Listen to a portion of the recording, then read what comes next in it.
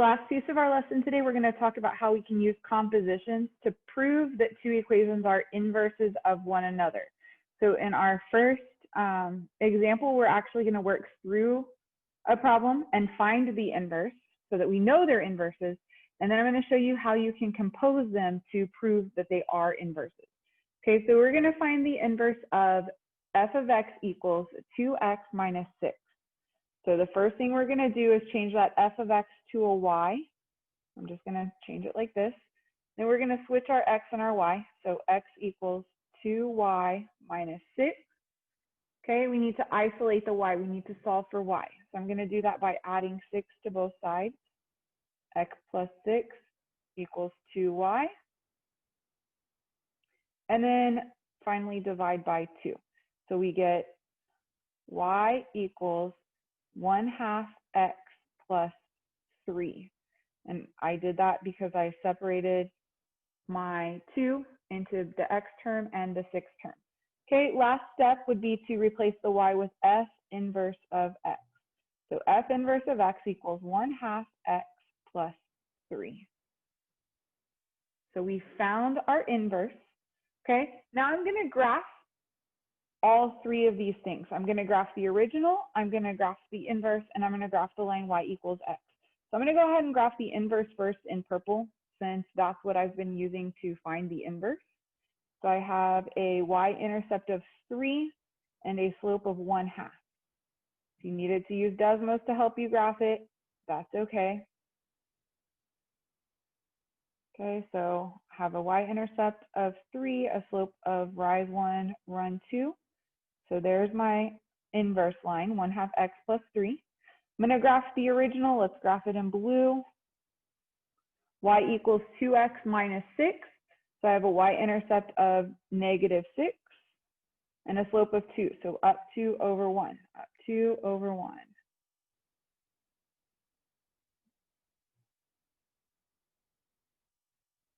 Okay, so here's the original equation graphed out. Oh, that's really bad. All right, that's a little better. And then we're going to graph the line y equals x. I'm going to just do that in yellow highlighter. So y equals x, remember a slope of 1 going through the origin. Okay, so we can say graphically that these two reflect across that line. If I folded it along the yellow line, the purple and blue would land on top of one another. So graphically, we've shown that they're inverses. Now, verify, that means prove. We're going to prove that they're inverses. So in order to prove that, we're going to have to do two compositions. We're going to have to do f of x on the outside and f inverse on the inside. So this is f of f inverse of x. The other way is having f inverse on the outside with f of x on the inside. So f inverse of f of x. Okay, and that sounds really confusing, but I'll show you how we're going to work through that. And in order to prove it, they both need to simplify down to just an x. Okay, notice this word says and, not or. So they both have to simplify down to x. Okay, so I'm going to start with this side. F of x is on the outside. So f of x is 2x minus 6. And then I want f inverse on the inside. So I'm going to replace the x value with my f inverse, 1/2 x plus 3. Okay, and we said that we need to reduce that down and see if it equals just a plain x. So when I distribute out this 2 times 1/2 is just 1x or x. 2 times 3 is plus 6. And then I still have this minus 6 on the outside. So I don't have anything multiplied by my parentheses, divided, anything. So I really don't need those parentheses. I can combine these two together and they're going to zero out. They're going to cancel out. So I'm left with f of f inverse of x equals x. Okay, so that's all that was left on that line. So this one, yes, this one does equal to what I need it to. So then I'm going to do it the other way. I'm going to compose it the other way. So I have f inverse on the outside. So I have 1/2 x, I'm going to leave a blank, plus 3. And then on the inside of this one, I'm putting the regular f of x. So I'm putting 2x minus 6. 2x minus 6. So I'm going to distribute out the 1/2.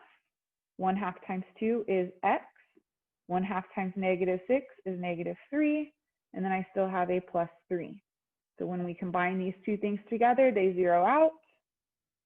And I'm left with f inverse of f of x equals x. Okay, so this one also checked out. So since f of f inverse of x and f inverse of f of x equals x, we know that these two functions or these two equations are inverses. We just proved that we got the right answer. Okay, if you wanted to maybe think about this rather than calling it f inverse of x for these purposes, if you wanted to call this g of x, it might make it a little less intimidating if you're saying f of g of x. Or over here, f inverse is now g of f of x.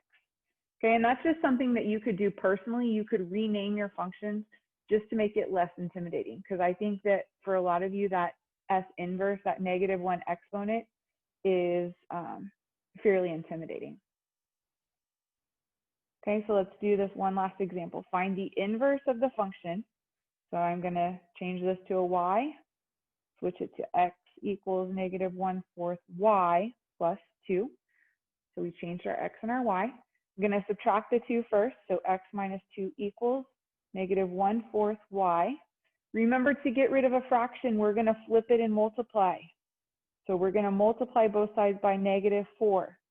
Okay, we don't change the sign. It's still a negative, but it's technically -4/1. We don't need that denominator, so that cancels out.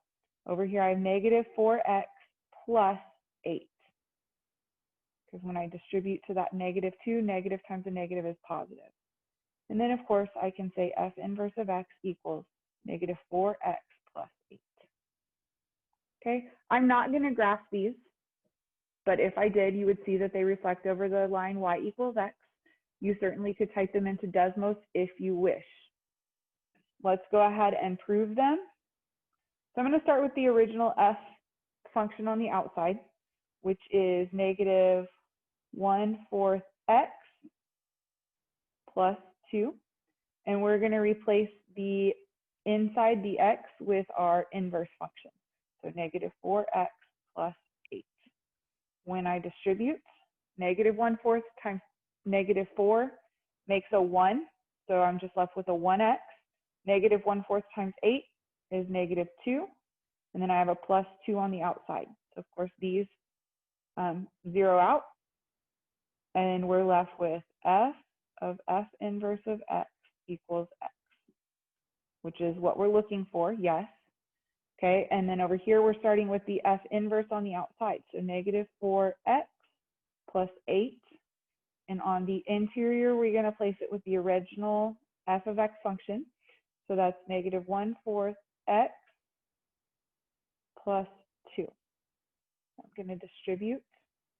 You have -4 times -1/4 is 1x. -4 times 2 is -8. And then we have this plus 8. These zero out. So we have f inverse of f of x equals x.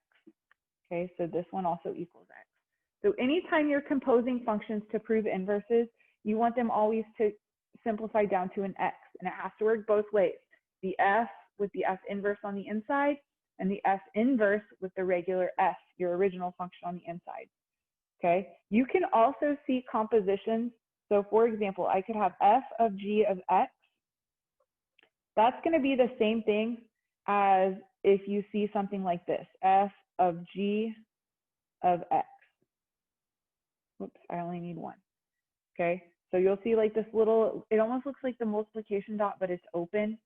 Okay, or you could have the same g of f of x, might look like that. So if you see anything like that for your notation, it's the same thing as having that f as your outside function and g as your inside function. for this top.